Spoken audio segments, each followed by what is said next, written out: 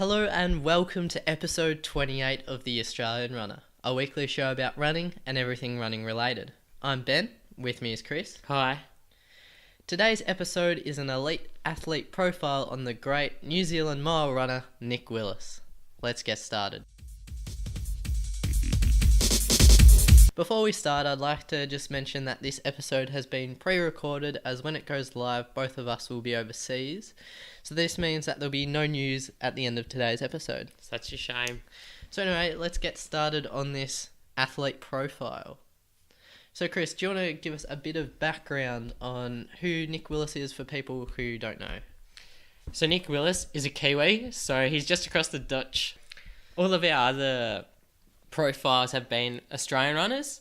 We thought we might make an exception and include him in the family and follow him because he is such a great athlete. He is a two-time Olympic 1500 metre medalist. In the 2008 Beijing Olympics, he initially won a bronze medal, but then the bloke came second, got done for doping, so he upgraded to a silver. And then in 2016, just last year in Rio, he got the bronze medal in a very interesting and tactical affair. So 2 Olympic medals.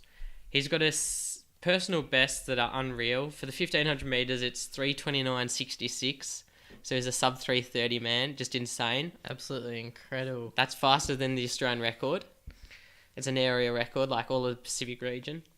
And his mile PB is 3:49.83. So he's a genuine gun. He's quite old these days. He's 34, I think, but still at the top of his game. Yeah, when he came third in Rio last year at the Olympics, he became the oldest man to win an Olympic medal in the 1500 metres, and he became only the 8th man to have won 2 1500 metre Olympic medals at all. So even though he's not as young as he used to be, he's still an absolute beast of a mile runner.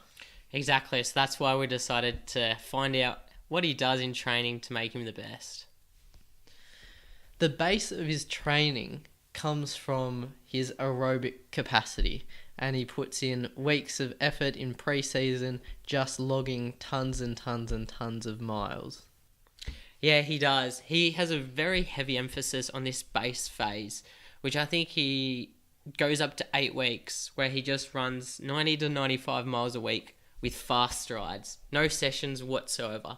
He literally goes out every day, runs, and these runs aren't particularly quick. I mean, for most runners, they can do this in their sleep, so 4 to 4.5 minute K pace, but he just does so many of them in this base phase, where the emphasis is on just getting as aerobic as possible. Yeah, he said that when he does his runs, he'd do 1 to 2 hours, but he still wants to have a spring in his step at the end. Yeah, so he doesn't go flat chat. And some of the time these are done at altitude. Over summer in January, he goes down to Wanaka and does some altitude training down there in New Zealand. And then sometimes he also does aerobic and altitude sessions up at Flagstaff as his 2 main periods of base training. Wanaka's such a beautiful town, isn't it? It is. I've been there myself, and I'd imagine in the summertime it would just be phenomenal to run. The tracks and the trails that you run on would just be so magical. You would forget how you're running. Yeah, exactly. But after he's done this base phase, he still has a heavy emphasis on this aerobic work in this heavy block of training leading into competitions. This block is about 10 weeks long.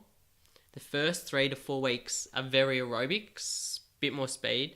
The middle 3 weeks are 50-50 endurance and speed. The last 3 to 4 weeks before a race, a very heavy emphasis on speed and just enough endurance work to maintain what he's got. Yeah, so he really relies on this month to 2 months, or maybe even more than that, of just pure endurance to get his aerobic capacity up, so that when his race is just around the corner, he can just focus on getting the speed without worrying too much. Like, he'll still do a couple of endurance runs, but he doesn't have to worry about it too much because he's got months of long endurance training behind him. Yeah, and one of the ways he builds his endurance is every Sunday morning he does a long run of 2 hours. Goes out, runs 2 hours straight. might end up being about 30 kilometers, but that is a huge amount of running for somebody who's only going to be running for 3.5 minutes to 4 minutes in the race. Yeah, and that's one of the most interesting things about his type of training. You don't really associate 1500 meter runners with such long training distances. As you said, like 3.5, 4 minute run, and he does like a 2 hour run on a Sunday. Like, that's just absolutely an incredible amount more running that he puts in than people would generally think. Yeah, so basically he trains as if he's a 5k runner, but he's got the pop and the speed in his legs to be a really good 1500 meter runner. Yeah, I guess the main difference between him and a 5k runner is he has that real focus on the speed sessions towards the end as he's tapering before a big race. Yeah. So we've talked about how he's based, but what are some of the sessions he does? One of the ones early on in this session is a 8-mile tempo run. 8 miles is about 14 kilometers, and he runs it at a fair click. He does quite quick, but then he moves into some shorter stuff. Yeah, so another one of his favourite workouts is he does 1 kilometre at 3 kilometre pace, then he does 400s at sub 3 kilometre pace, and then he finishes it off with a final kilometre at all you've got. So he runs it as hard as he can. So after already running 2.6 kilometres at 3k pace, or just a little bit faster, he wants to aim to run this final kilometre in about 2 minutes 20. So he says if he runs 2 minutes 20, then he knows he's on for a good time. And just, that's absolutely an incredible speed. Yeah, but they're all quite long intervals. And another session he did was a 4-mile tempo run at 5 minute per mile pace. And then he ran 4 by 1 kilometre. And those reps were at 2 minutes 50, so still well under 3 minute K pace. Then 2 300s, 2 400s, and then a 600. Similar to what you just said, but he still does those 200 and 300, 400 meter reps just to make sure he's got that speed for his kick. In Rio, if you watch the race, I think he went through the bell in about 6th position, and that last lap was just so quick that pulled him into 3rd position. Yeah, and we can talk about how he actually runs his race. So he's got his mindset when he goes into it. So what he says is that for the first 2 to 2.5 laps, he just wants to block everything out, just get at the pace that he wants to run, not worry about where he's coming in the field because he trusts himself to be able to kick at the end. So he says he just plays in his head the most boring song and slow song he can think of just to pass the time. He just says you just want to lose that 2 minutes of the race, like of your life. You just don't want to worry about it at all. And be relaxed. Yeah, just be relaxed when you're going through. Just make sure you're hitting your splits and then just wait until the last part of the race before you actually... That's where he puts in all his effort. And that last closing lap, he can close really quickly in a 49, 50-second last lap, whatever's required. And one of the proper speed, is that he did a 400 meter rep, then 800, then 1200 at 59-second pace, so that's quick. But then he did 2 200s, 2 300s, both of those 300s in 38 seconds, and then finished with a 450. So the volume of his sessions are really quite large.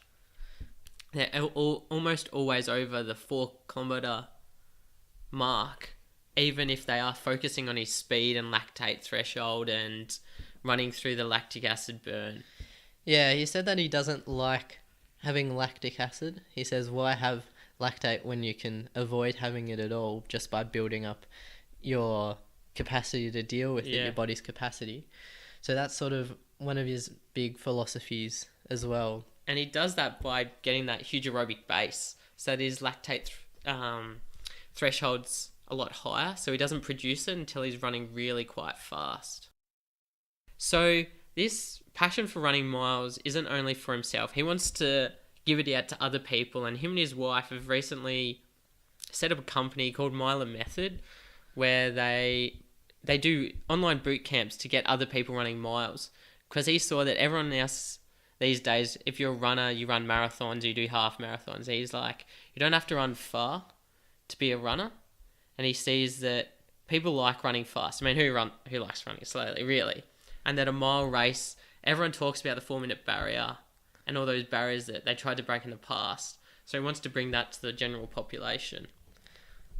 Yeah, because when you think of running for most people, the 1500 and the mile, it's sort of in the middle between people who like sprints and middle distance, and it's really that sort of pivot point between middle distance and maybe 800 would probably be more because it's faster, it's a bit more exciting to watch, and then versus like longer distances like 5k, 10k. So yeah, he's really trying to bring people's passion into this event that a lot of people don't really have for it. One thing we mentioned before, how Willis is 34, but that experience has brought him wisdom, and he looks back on his training and sees what's worked for him and what hasn't worked from him. And one tweet he sent out was that if he could go back and change one thing about his high school training, he would swap some of the interval workouts for tempo runs, because he believed that slightly easier tempo nature improved his running dramatically, and that the emphasis on aerobic base building and aerobic exercise should be the most important thing about running a mile or a 1500 meter race. Yeah, and that's really the main pillar of his whole training routine. Getting that tempo, getting that aerobic base, running tons and tons of miles, even though in a race he's only going to be running 1500. But then in the couple of weeks leading up, he really focuses on his speed work. Yeah, I think that's about it for today. Yep, so that's it for the show this week. We hope you enjoyed it. As I said at the start, there's no news this week because we pre-recorded it because we're actually overseas as you're listening to it right now. We'll still be putting out weekly episodes, but there'll be no news for I think the next 3 weeks as well. So I hope you found that useful. Go out there, run a mile. You can find us on iTunes and YouTube as The Australian Runner. Check us out on Facebook and Instagram, or head to www.theaustralianrunner.com. See you next week. See you then.